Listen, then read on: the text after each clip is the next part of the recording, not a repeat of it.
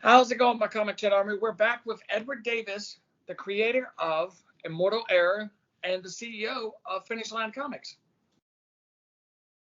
Right? I said that right? That is correct. And okay. Thank you for having me on. Thank you for having me on again. This is our second interview. Yeah, thank you for coming back.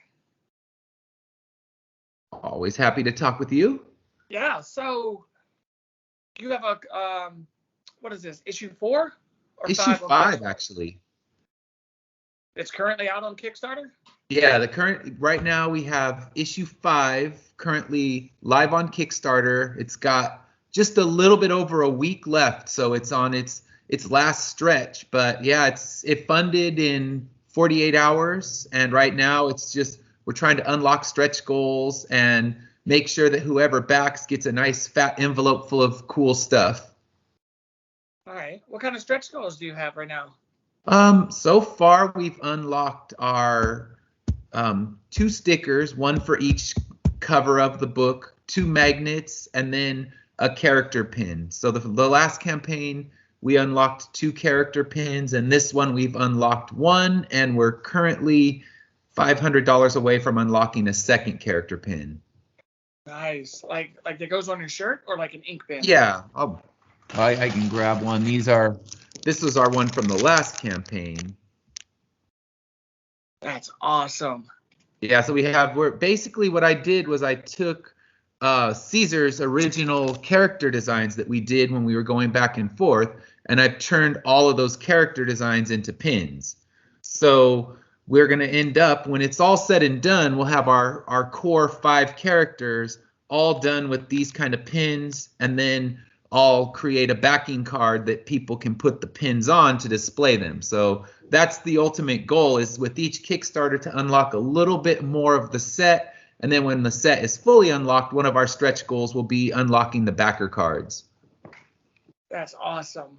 So what's the pitch for issue 5? Issue 5 is with issue 4, we left Ari basically captured by the robotic police that are on the surface. And issue 6 is rescuing Ari and then moving the characters into trying to save the world. So the whole premise of the story, if people don't know it, is it's 200 years in the future and nobody can die. So death has been completely eliminated in the world, and there's a group of characters who are out there. They're hunting down relics. They're looking for any kind of clues they can discover as to why people have stopped dying in the world. Well, they found a huge clue in the end of issue 1, and now they have to follow through and actually get the characters out into the real world instead of their underground abandoned subway where they're living now, so they can actually start hunting down what they need to restore death back into the world. So issue 5 will be the first issue where our character groups get separated, and Father and Dr. Mann remain underground, where they're going to have to defend the underground system, and the rest of the characters, Miguel, Kimberly, and Ari, are moving to the surface, and now they're hunting what they need to hunt so that they can bring death back into the world. Nice. So you said there's no death. So are they aging? They just keep aging but not dying? They continue to age. They can still get sick, and eventually a body gets so tired they're unable to move. They're unable to really think, because a body's not meant to go beyond a certain amount of years. And we have characters in this story that are 200 years old or more, and a body's not meant to go that far. So eventually your system's going to shut down, even though in this world you can't die. So the process of aging just continues and continues. So, when you're in your 30s, the thought of immortality sounds amazing, but when you're in, your 130s, it's not so great. Right. Okay. And how far do you have the story written so far? Do you just write it as you go, or are you ahead? I'm pretty far ahead of the art team. I try to keep myself at least 3 to 4 issues ahead of where the art team is. So the art team's currently finishing up issue 6. So we'll have the principal art done for issue 6 right about the time I'm printing issue 5. But I'm finishing up right now writing issue 9, and the entire story is all outlined. So all of the major beats of the story were outlined years ago, because I started this story back in the late 90s, and all of the major beats and the big things that are going to happen, they're all outlined, and then my job is to just fill the rest of the things in. So right now issues 7 and 8 are complete.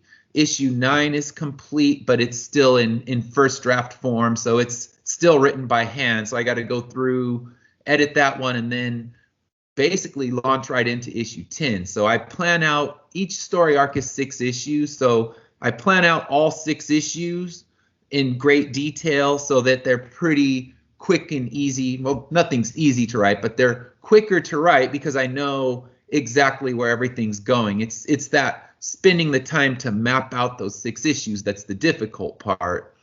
But once it's done, it's like, okay, you know what needs to occur in each issue, and then it's just, you know, refining the dialogue and, you know, tweaking little plot points as you go along. So my goal is to always be a minimum of 3 issues ahead of the art team. Sorry, Right. doorbell ring. Are you gonna do like an omnibus when you do like each arc? Yeah, so my plan is right now with issue 6 coming out hopefully later this year. It all just depends on what's going on, because I was going to release it around Christmas time, but I don't know if that's the best time to drop a new Kickstarter. So it might be January next year, maybe February, to kind of let people get past the holiday stuff. And what my plan is when issue 6 gets released, within a month to release the collected version with the first 6 issues, and we actually we'll have an extended extra 6 pages that's kind of an extra storyline that's added just for the trade. So when issue 6 comes out, it's going to be a bigger issue. It'll be a 32 page instead of a 24, but then there's an extra chunk of pages that'll be just in the collected version. Nice. So how often do you run a Kickstarter for each issue? Like every 3 months, 2 months? I'd say about every 3 to 4 months I do one. But you just got, because last time I launched it right through Thanksgiving, and it was when the crazy election was going on, when I was doing the one for issue 3, and it was hard because everybody was so wrapped up in the news that they weren't really thinking about, oh, let me go back someone's Kickstarter. So even your family and friends, you know, everybody's just watching what's going on out there. So I realized, okay, I got to avoid holidays, and I need to make sure I kind of plan it around, you know, times when things aren't really anything crazy is going on. So I think with this one, it was good. I did the last one right around tax time. So, okay, people will be getting their refunds back. So that's a good time to put out a Kickstarter. And I actually got that advice. I was doing a show, and someone said, oh, you should wait, because I was going to launch it in February. He said, you should wait a month, launch it right around the time a lot of people are getting their taxes back. And I thought, that's a perfect idea. So yeah, I realized you don't just drop it and think, now let's go, because I drop it in December and you're contending with New Year's, you're contending with Christmas, and you're contending with lighter wallets because everybody's buying gifts. They're not thinking, oh, let me buy this comic book right now. Right. So with Kickstarter or Indiegogo, if it's unsuccessful, can you re-campaign it or relaunch it, I guess? Yeah. I know with Indiegogo, they have the flexible funding where you can say, even if you don't hit your goal, you can still collect the funds. But with Kickstarter, I know that they'll relaunch, and they'll generally give you some advice and some tips, and you can relaunch it at a later date. Because I've backed a few campaigns that were unsuccessful the first time, and then they relaunch and they have good success the second time around. So Kickstarter is generally good about that. Indiegogo, if you miss your goal by just a small amount, you can still keep that funding that comes your way. And for me, I always set my goal at what the print costs are going to be, and then anything above that helps pay for the art fees and things like that. But at minimum, I want to be able to recoup the art fee. So if I missed that mark, you'd want to relaunch it anyway because it wouldn't even be enough to cover printing. Right. So do you fund everything, then I guess get everything back with the Kickstarter? Yeah. Okay. So when I fund it, as soon as it's funded, once the money's in, that's when I'll send it right over to the printer and start sending out the fulfillment. Because I've already purchased the pins, as the stretch goal pins, the stickers, the magnets. So I don't want people to have to wait a long time. My goal is to make sure that everybody has everything on the way to them, at least, because I know with international shipping, it's crazy right now, and things are taking an eternity to get there. I have people who backed my last campaign who just got their stuff in other countries, and now they're backing this one. It's like, okay, you may not see it till January at the rate things are going, but they'll know it's on the way. They'll have their tracking. So, if customs holds it up, it's nothing that's in my control. So yeah, my goal is to get it all shipped out by the end of November, and then start prepping for the next campaign. All right. I know there's a big cluster on the East Coast. Mm-hmm. I got a package from New Jersey the other day, and it took 2 weeks to get here. Yeah. But something from California got here in like 3 days. Yeah, it's so weird, and I've had the same thing when I send them, and people are like, I still haven't got it. What's going on? And I just say, look, you got to follow the tracking, and it'll just get in that frozen mode where it's just, arrive on the way to the destination and no further updates. And then next thing you know, there it is on your porch. So yeah, it's hard to know what's going on. So you just tell the people it's going to get there eventually. Just, keep an eye on the tracking. If it takes too long, I'll contact the Postal Service and we'll see what we can do. But fortunately, everything has made it relatively on time. I only had one thing bounce back from Canada, and I'm going to have to reship it, but he's just going to buy the new book, and I'll ship all the old books that got bounced back to me with the new one. So kind of works out that there's a new campaign going on with that. Right. So you ship all. Where's the furthest you sent one of your books? You just said Canada. I've done Canada. I have one backer from Switzerland who's come for every single one. I've sent to France, Australia. See how my geography's terrible, so knowing how far each thing is, it's hard to know. A lot to England. So I've done Europe. I'm trying to think. Like I don't think I've sent anything to Africa. So I'm missing a whole continent. It's like I need a backer from there so I can mail something. But yeah, Australia, Europe. One thing I sent to Russia. So yeah, I've sent packages all around. Nice. Yeah, I know we're going to review issue 4 here very soon. Mm-hmm. Well, let's see. So where can people follow news and get up to date with what you have going on? Yeah, if you want to follow what's going on with our comic book, the best place to go is under Finishline Comics on Facebook and Instagram and Twitter. I have a TikTok. I have yet to drop a video on it. I know people are saying you got to get into that, but I don't understand it because I try to watch TikTok and it just looks like a bunch of people lip syncing to songs poorly at that. And I'm like, I don't know. I don't think people want to watch me lip syncing to sell comic books. So I made an account, just haven't done anything with it.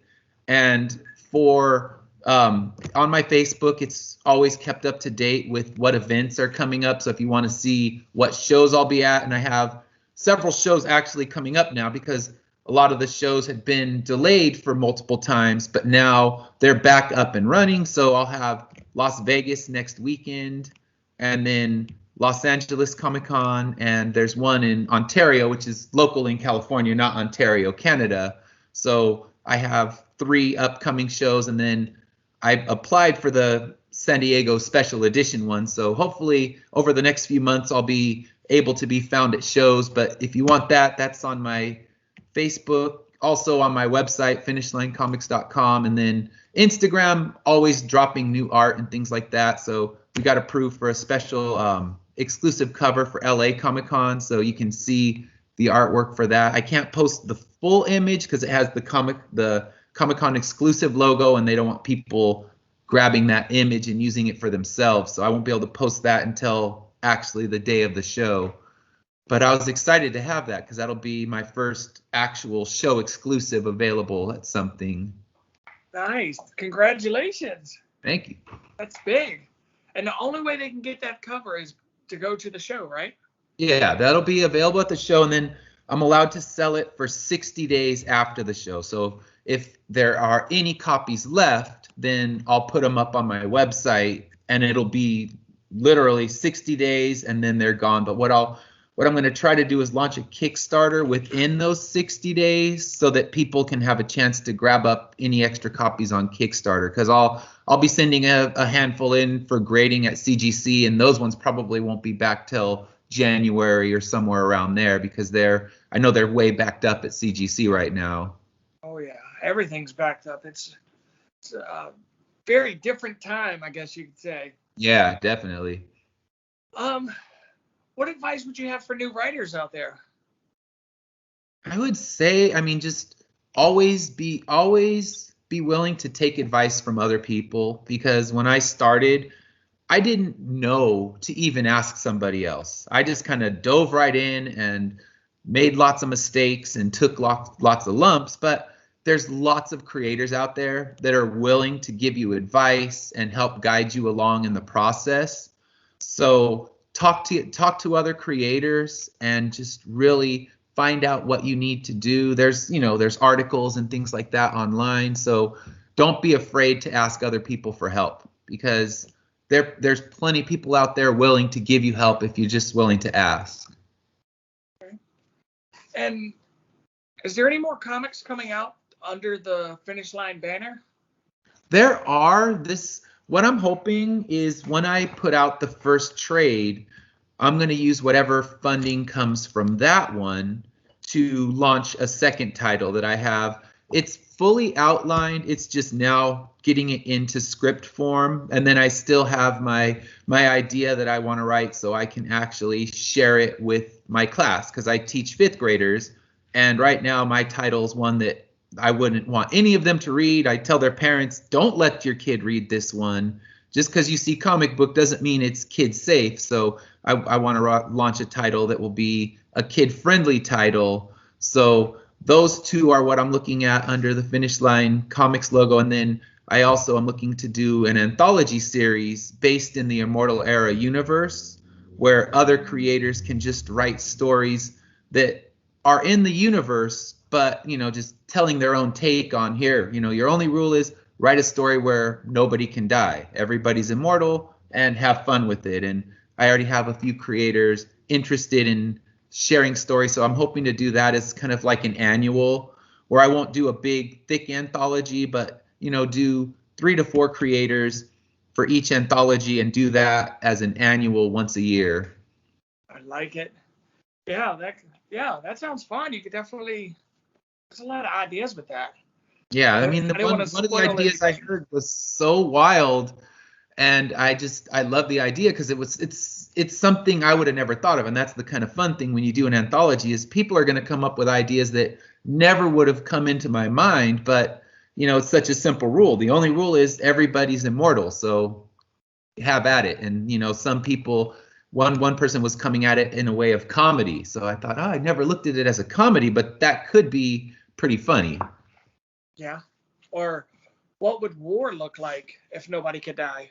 Yeah, we've never seen that. And then it's also like creators from other countries. What's your country look like? Because my story has such a limited scope. You see one city and that's it. We don't know what's going on in the rest of the world, but we know the rest of the world is immortal the same way that this little city that we see is. So what's going on in around the globe? So it's a fun idea, and I think if we did it once a year, it could be something that's manageable and then fun for the readers, because you get to see other creators' takes and different genres. Maybe someone takes it to a straight horror place, maybe someone takes it to comedy, but letting people play in that play box, I think, would be a fun thing to do. Oh yeah. Well, we're looking forward to everything you put out, Edward, and it's all the time we got for now. Is there anything you want to say before we go? No, just thank you for having me on. I always appreciate you taking some time with me. And if you're interested in the series, if it sounds good, check us out on our Kickstarter. It's got about a week left. And also, the Kickstarter's over. Just follow our social media and stay updated with what's going on. All right. Thank you. Thank you. You mean you haven't subscribed to Comicchatauthority? Oh, come on. Subscribe already. What are you waiting for? It's no big deal. Like, man, don't forget to tell him to hit that like button. Yeah, that too. Just subscribe.